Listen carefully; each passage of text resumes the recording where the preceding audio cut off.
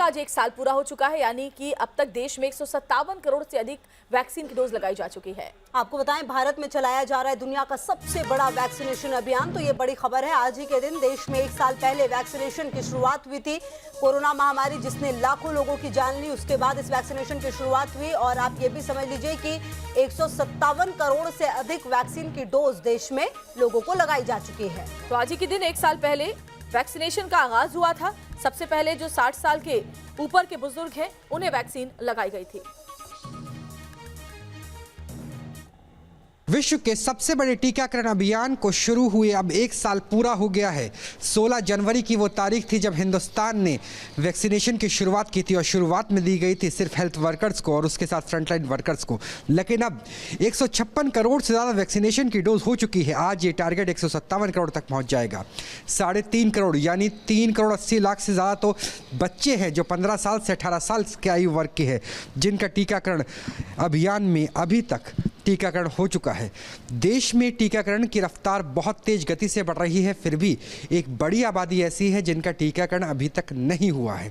8% आबादी जो वयस्क आबादी है, उनका टीकाकरण को एक भी डोज नहीं लगी है। हालांकि कई राज्य ऐसे हैं जहाँ पे 100% टीकाकरण हो चुका है।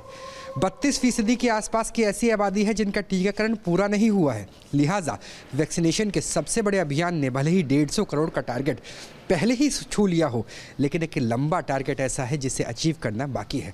खासतौर पर ये देखते हुए कि जब एक बड़ी आबादी के साथ साथ कोरोना की तीसरी लहर भी नज़र आ रही है, टीकाकरण केंद्रों में लोगों की तादाद भी बढ़ने लगी है।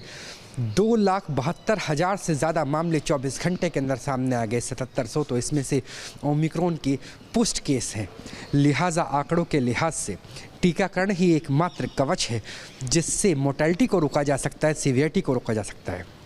संक्रमण की चेन भले ही ना टूटे, लेकिन वैक्सीन की डोज से बहुमूल्य इंसानी जान को बचाना आसान हो जाता है। यही वजह है कि आज स्वास्थ्य मंत्री भी एक डाक टिकट जारी करके उन तमाम कोरोना योद्धाओं को भी सलामी देंगे जिनकी वजह से दुनिया के सबसे बड़े टीकाकरण अभियान को भारत ने मुकम्मल करके दिखाया। जर्नलिस्ट जयराम के साथ राहुल डबास, न्यूज़ नेशन, दिल्ली। और चलिए एक और बड़ी खबर आपको बताएं, दिल्ली में वीकेंड लॉकडाउन का दूसरा दिन। वीकेंड लॉकडाउन पर दिल्ली पुलिस काफी सख्त नजर आ रही है। लोगों से बिना मास्क बाहर ना निकलने की अपील की जा रही है। तो दिल्ली में वीकेंड लॉकडाउन जारी है और आज दूसरा दिन है। कल यानी कि शनिवार और रविवार 2 दिन तक लॉकडाउन रहता है दिल्ली में। और इस दरमियान पुलिस बेहद सख्त नजर आ रही है। लोगों से सोशल डिस्टेंसिंग का पालन और साथ ही बिना मास्क के ना निकलने की अपील की जा रही है। राजधानी दिल्ली में वीकेंड लॉकडाउन का दूसरा दिन है और यही वजह है कि दिल्ली पुलिस बिना जरूरत के बाहर निकलने वालों का चालान भी काट रही है। देखिए हमारे संवाददाता राहुल डबास की रिपोर्ट। राजधानी दिल्ली में बीते 2 दिनों से वीकेंड कर्फ्यू है और 2 दिनों से लगातार कोरोना के आंकड़ों में कमी आ रही है। 28,000 से गिर करके 20,700 तक आंकड़े पहुंच गए। लेकिन पॉजिटिविटी दर की बात करें तो वो भी अभी भी 30% से ज़्यादा 30.63% के आसपास बनी हुई है। यानी टेस्ट की संख्या अगर बढ़ेगी तो दोबारा से कोरोना का ग्राफ बढ़ सकता है। ठंड का येलो अलर्ट है और अभी कोरोना की तीसरी लहर और दिल्ली के लिए बात करें तो 5वीं लहर का रेड अलर्ट खत्म नहीं हुआ है। लिहाजा दिल्ली पुलिस भी सजग है कि अगर कोई वीकेंड कर्फ्यू में बाहर निकलता है तो उसके ऊपर उचित कार्रवाई की जाए। बिना मास्क के अगर कोई घूमता है तो उस पर कार्रवाई की जाए। ये दिल्ली का हार्ट कहा जाने वाला, दिल कहा जाने वाला कनॉट प्लेस का इलाका है, जहाँ पर आप देख सकते हैं कि इक्का दुक्का वाहन ही नज़र आ रहे हैं। दिल्ली पुलिस के साथ पैरामिलिट्री फोर्सेस भी मौजूद है और साफ साफ लिखा हुआ है कि फ्राइडे यानी शुक्रवार रात 10 बजे से लेकर सोमवार सुबह 5 बजे तक 55 घंटों का वीकेंड कर्फ्यू है। और वीकेंड कर्फ्यू में अगर कोई बिना वजह बाहर निकलता है, आवश्यक वस्तुओं को सप्लाई से जुड़ी हुई लोगों को छोड़ करके, जो इमरजेंसी सर्विसेज है उनसे लोगों को छोड़ करके कोई भी अगर बाहर निकलता है तो उसका आई कार्ड देखा जा रहा है और उस पर कार्रवाई की जा रही है, चालान भी काटा जा रहा है।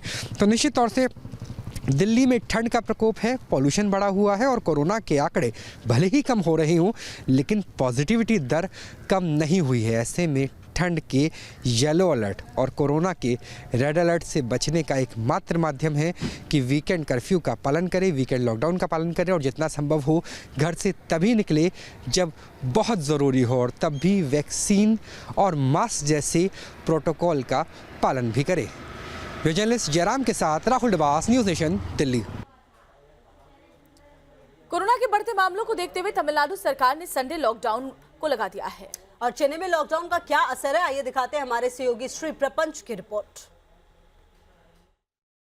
तमिलनाडु में कोविड-19 से संक्रमित लोगों की संख्या 23,989 केसेस है और एक्टिव केसेस की संख्या आपको बता दें कि 1,31,000 है। आप देख सकते हैं कि आज संडे लॉकडाउन है, पूरे तमिलनाडु में संडे लॉकडाउन जारी है। इसी प्रकार का नज़रिया पूरे तमिलनाडु में देखने को मिलेगा, क्योंकि हम बता सकते हैं कि तमिलनाडु में पहले से ही लॉकडाउन है, यानी नाइट टाइम में लॉकडाउन डाला गया है, जो कि नंबर ऑफ केसेस दिन ब दिन बढ़ने के कारण यहाँ पे नाइट टाइम लॉकडाउन पहले से ही है और कई सारे रेस्ट्रिक्शंस हैं कमर्शियल एस्टैब्लिशमेंट्स और इनफैक्ट दुकानों के लिए।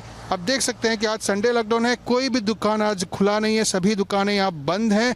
और आपको बता सकते हैं कि नंबर ऑफ केसेस, अगर पॉजिटिविटी रेट अगर देखी जाए तो लगभग 16.7% पॉजिटिविटी तमिलनाडु में पाया जा रहा है। हाईएस्ट नंबर ऑफ केसेस आपको बता सकते हैं कि चेन्नई, तिरुवल्लूर, चेंगलपट्टू, कांचीपुरम जैसे एरिया में हाईएस्ट केसेस पाए जा रहे हैं। इसके अलावा अगर बात की जाए तो रानीपेट, रामनाथपुरम और तिरुनेलवेली, कोयम्बतूर, तूतुकुड़ी जैसे एरिया में भी केसेस ज़्यादा पाए जा रहे हैं, यानी चेन्नई में ज़्यादा केसेस से देखे जा सकते हैं।